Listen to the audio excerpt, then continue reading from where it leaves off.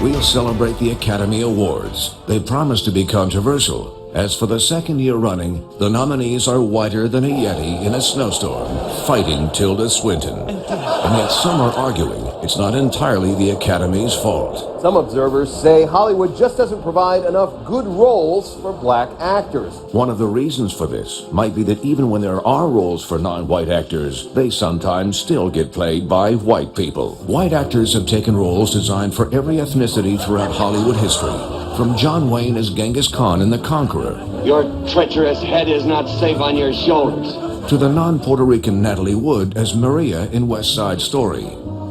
Buenas noches. John Oliver on HBO, Yeti in a Snowstorm. Well, with the 88th Annual Academy Awards just days away, Hollywood would normally be consumed with the Oscar guessing game right now. Is this the five-time acting nominee Leonardo DiCaprio's turn? Is he going to finally take home a statue for his performance in The Revenant? Can Sylvester Stallone, long a critical punching bag, make a Rocky-style comeback for his performance in Creed? And for once, is there genuine uncertainty over which film will win Best Picture? The chatter, though, has been less about who's up and who's down in the Oscar campaign than about questions of race and discrimination that have lingered in the entertainment industry for decades. And joining us on the hard line from New York, entertainment reporter David Caplan, and from Los Angeles, talk show host and author of the new book coming out March 15th, Destiny Lingers, Rolondo Watts. And Rolonda, the host this year is Chris Rock. Had you guys married? Sorry about that. How far do you think the comedian is going to go on the issue of race and inequality in Hollywood? What is your anticipation for that monologue? A lot of eyes obviously going to be on that monologue. It's going to be fun. Oh, come on. You know this is going to be great in the great Chris Rock fashion and the beauty of what comedy does. I mean, I think what's so beautiful is it's a tough topic for all of us to tackle. But when we can make a comedy and bring a conversation up and talk about it. I remember the New York Post had a snowstorm, and they said, as white as the Oscars, just like some of the things that you just played. But it does bring up a very serious issue, that there are those who are concerned about whether all of America or all of the world are being depicted in the storytelling of humanity. That's basically what it is. But you best believe that comedy is the best medicine, even for an ailing nation like America. And I bet you, by golly, wow, Chris Rock is going to rock that house on Oscar night. Yeah, David, you know what? He's one of those comedians of our generation that makes you think and obviously opens some eyes to so many different issues. What is your anticipation? What do you think? I mean, that's going to be the headline. I mean, normally it is we wake up and next morning we find out if we can't stay up, what's the best picture. I think the big talk at the water cooler the next day is going to be about what he has to say.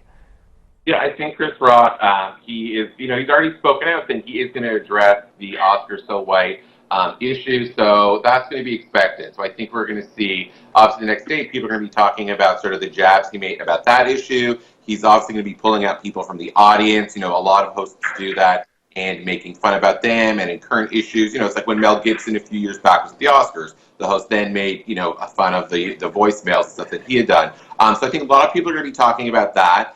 We already know that there's not going to be many people of color already winning Oscars, so there really won't be discussion of why didn't they win it, because we know that's happening. But I think it's going to be a lot about, Chris Rock. And again, I think Leonardo DiCaprio is probably going to walk away with some awards, so it'll be talking about how it was his year. Rolanda, obviously, it's always fascinating when those stars get up there and they just won, and what are they going to say? And I'm curious, first of all, who do you think some of those actors will be as far as best, actor and actress? And do you think they'll address race in their winning speeches? I certainly hope so, because this isn't just a black issue. This is an issue that affects everyone in America. And in terms of our art and our stories, the greatest things we have as human beings are our stories. And I think what makes America so beautiful is that gorgeous mosaic. There's so many different types of stories to be told from so many different walks of life. I would hope, and I believe in, and I'm going to keep faith in the Hollywood community, that there will be others who are just as affected, or who at least want to say, start the dialogue. Let's understand how the picks are chosen. Let's understand why this is happening, or at least understand, it may not be my experience, but let me at least understand what my fellow actor is feeling here. We're all in the same union. We're all Screen Actor Guild. and part of the AFTRA union. We are unionized. Let's at least be able to have the dialogue. Let me tell you, I'm here at the Essence Luncheon, the pre-Oscar Essence Luncheon, that was held because we wanted to give recognition to our black actors that weren't being recognized in the general media. And let me tell you, last year I was out here for Rolonda On Demand, my podcast, talking with big stars like Viola Davis and Ava DuVernay. It's the same dialogue this year, still talking about, you know, being out there and having to deal with an industry that you work so hard for that may or may not recognize your hard work. And that's why it's so important that we recognize each other. It really is. And David, I'm filling out the Oscar pool, so give me some of your picks now. Best Picture, Best Actor, Best Actress. What do you think? Yeah, I think, Best Picture, I think it's, it seems like it's going to be The Revenant. There are a lot of great pictures. You have Bridge of Spies, you have Brooklyn, but it seems like it's going to be Revenant. Actor, Leonardo DiCaprio. Personally, I'm not a huge Leonardo DiCaprio, I have to admit. I may get blacklisted from Hollywood by saying that, but it seems like this is his year as well. Best Actress, I'm thinking it's going to be Brie Larson in Room. Again, she's up against some other great people. For example, Cate Blanchett and Carol was amazing as well.